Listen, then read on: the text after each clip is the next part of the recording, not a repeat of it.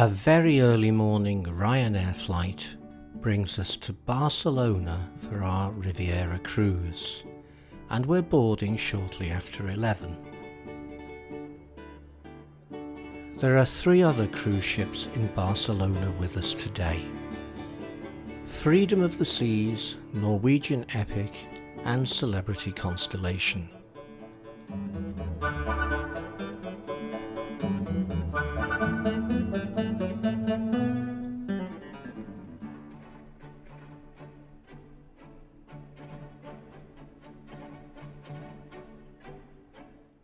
Overnight we sail for Ibiza, which we've never visited before. We'll be berthing in Ibiza town, and we can see on the hill the citadel and the old town. We take a taxi up to the citadel.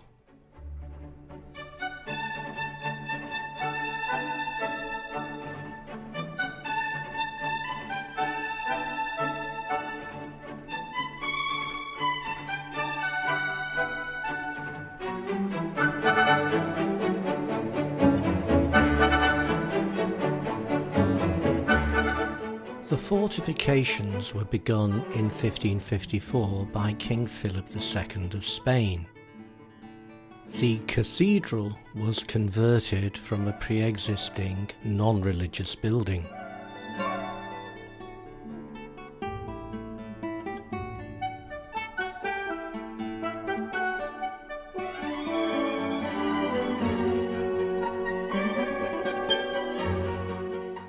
The cathedral contains its own little art gallery. Leaving the cathedral, we start our descent via the long, winding, narrow and steep roads towards the harbour front.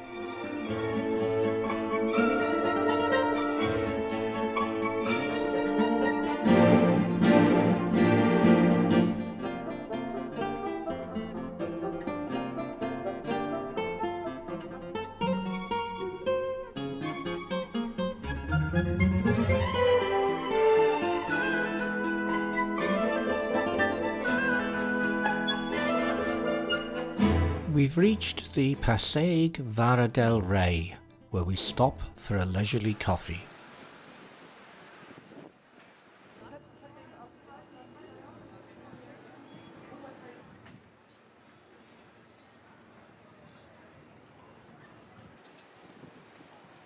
We've reached the old harbour, where the ferries to the islands and the mainland go from. From nearby, we picked up a taxi to take us back to the ship.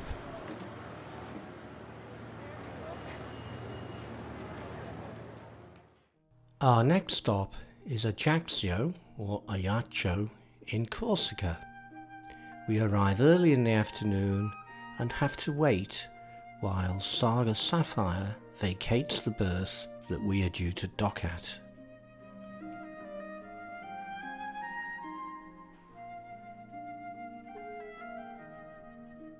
The old town is to the left of the berth, and that's where we're headed on foot.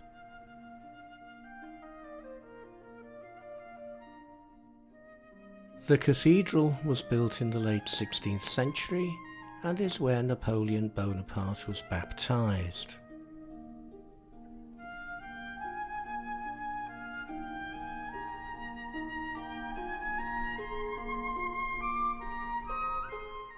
This painting by Delacroix is the triumph of religion. The Place Charles de Gaulle contains this statue of Napoleon and his 4 brothers.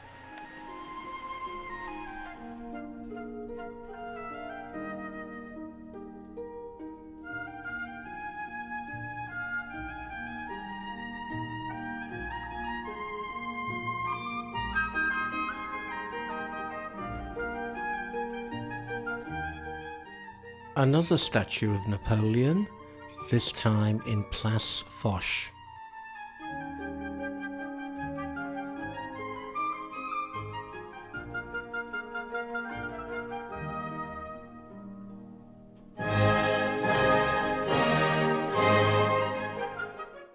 The queue to get into Napoleon's birthplace.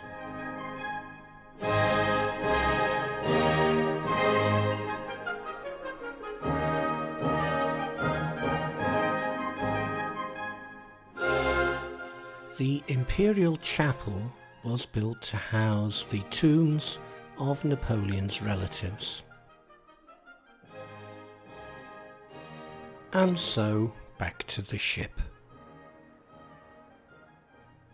In the morning we are anchored off Saint-Tropez on the French Côte d'Azur.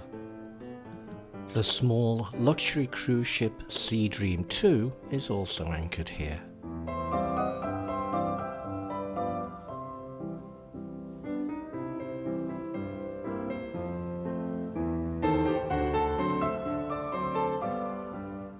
Sailing Yacht A, a brand new super luxury yacht. After tendering ashore, we start our stroll round Saint-Tropez. We manage to walk past some very expensive shops without going in. Down in the old harbour, plenty of expensive yachts.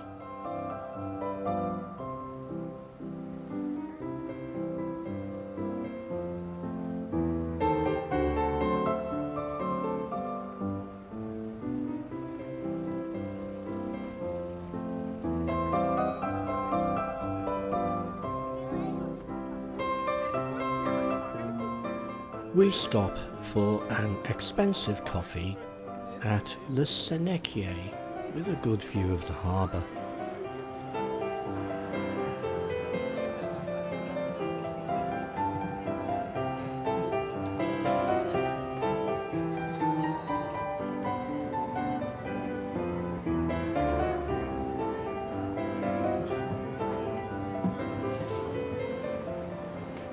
Riviera and Sea Dream out in the bay.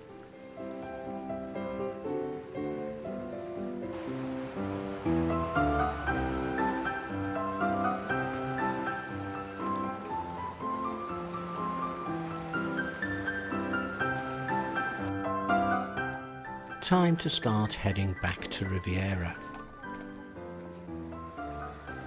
Sailing Yacht A leaving in the evening. She's just been delivered to her Russian multimillionaire owner at a cost reputedly of £360 million. We'll be meeting her again tomorrow in Monaco.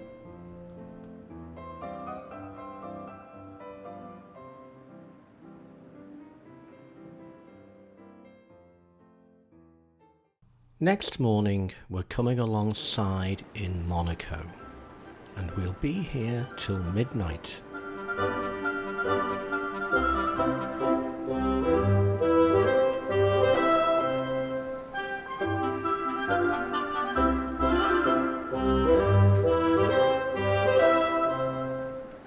Monaco is even more of a mecca for super yachts than Saint-Tropez.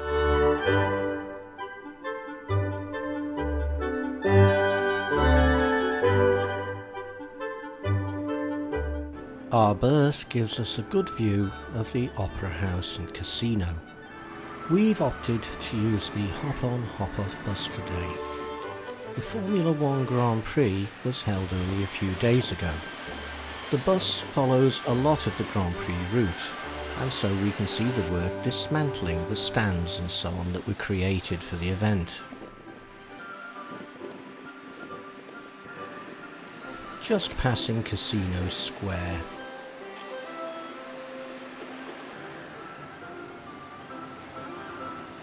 An enormous hole in the ground for some expensive new real estate.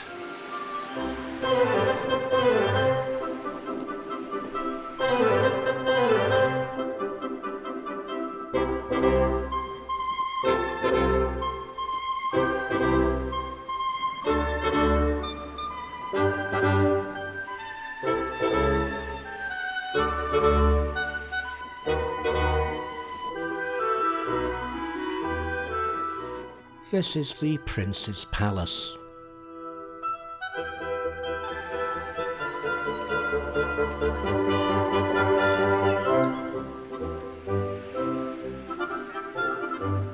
Leaving the bus, we have a coffee in an area we've never been before and stroll back to the ship.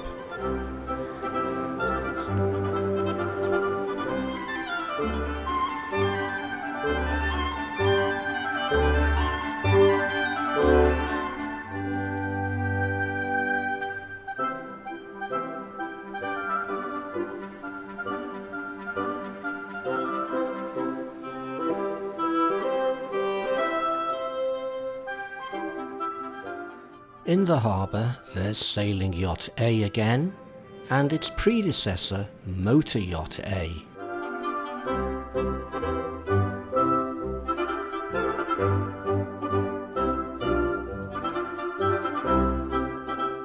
Both Motor Yacht A and Sailing Yacht A are designed by Philippe Starck, as are their weird looking tenders.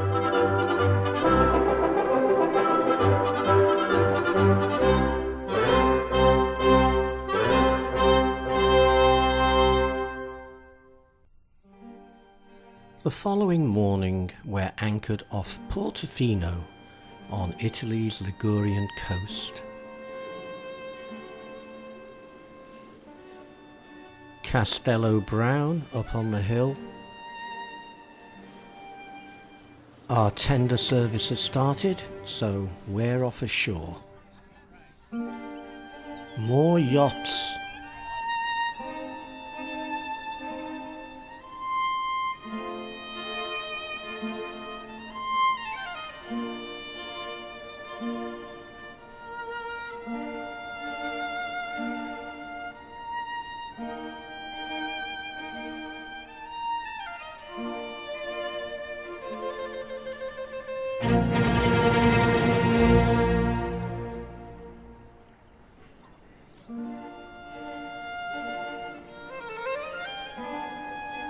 We climb up to the Church of St. Martin, which we've never visited before. It dates originally from the 12th century, but was renovated in the 19th century.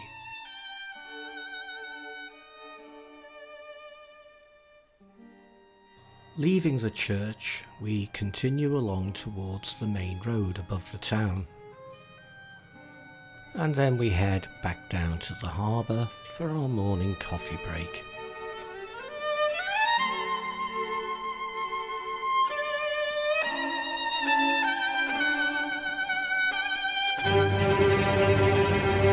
The enormous queue for the 11 o'clock ferry towards Santa Margherita and Rapallo.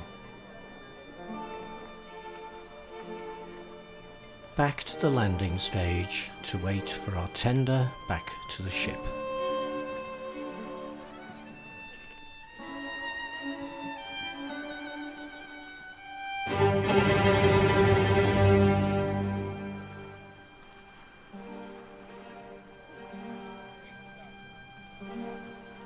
Overnight, Riviera sails for Livorno, from where we take a half-hour taxi ride to Pisa. The Leaning Tower was begun in 1173, but took nearly 200 years to complete. It occupies the Piazza dei Miracoli, together with the cathedral and the baptistry.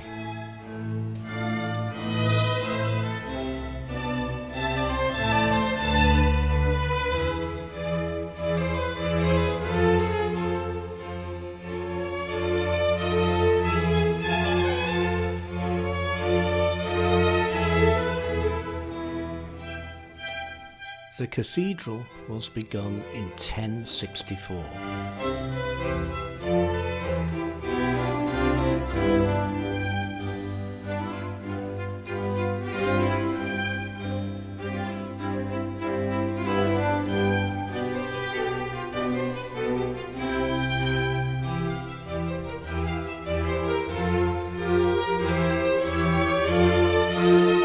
The elaborately carved pulpit dates from the early 1300s.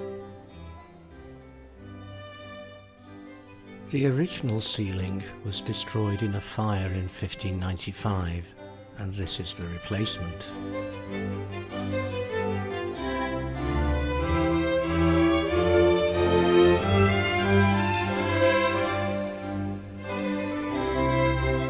The baptistry was begun in 1153 and is actually slightly taller than the Leaning Tower.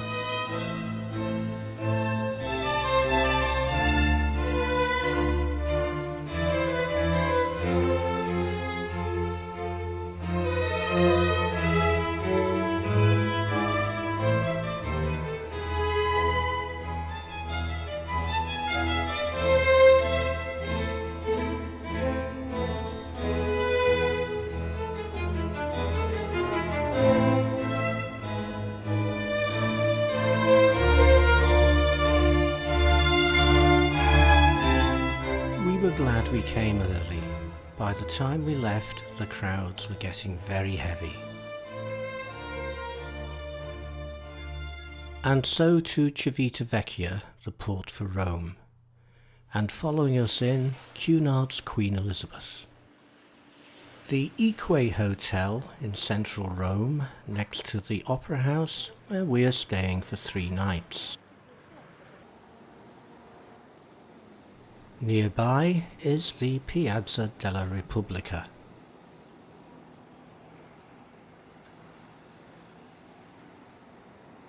Facing the piazza are the remains of the Baths of Diocletian.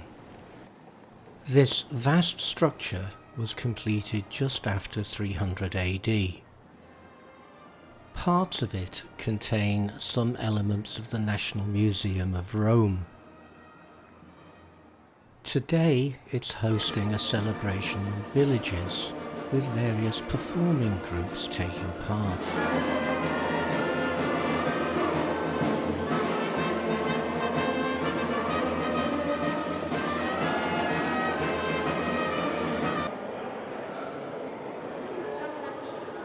This hall contains ancient tombs, which have been relocated from the sites where they were excavated.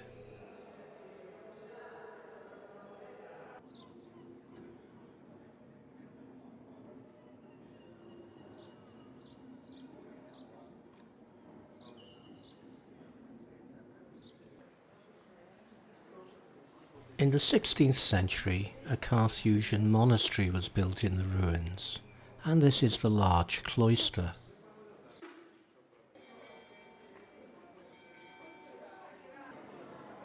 And the small cloister.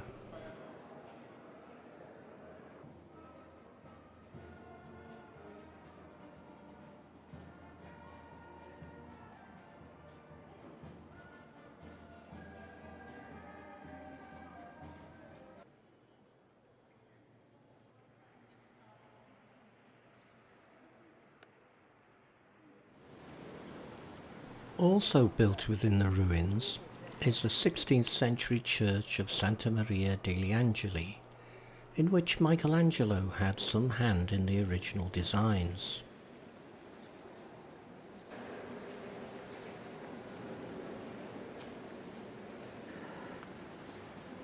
At the beginning of the 18th century, this meridian line was installed, in part to check the accuracy of the new Gregorian calendar. This is where the sunlight enters.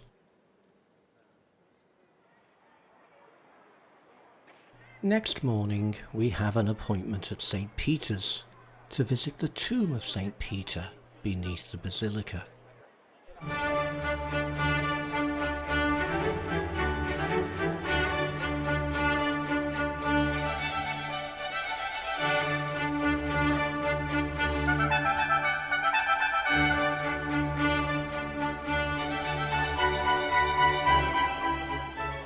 They were clearing away chairs after some big event, but already the queues were getting very long to visit the basilica itself.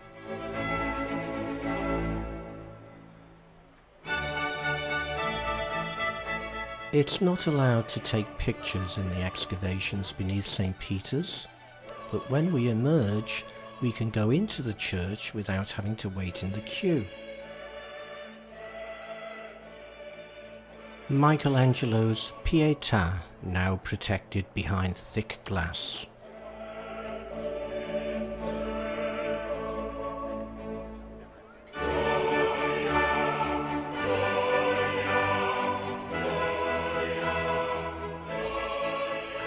On our last day in Rome, we're visiting the Roman Forum, starting by the Arch of Constantine and the Colosseum. The Arch of Titus is from the late 1st century AD.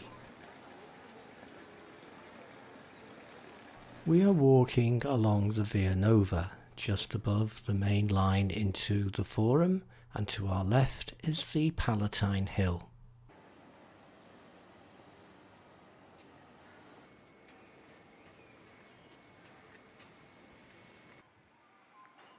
Looking down into the Forum, we can see the Arch of Septimus Severus and the Senate House.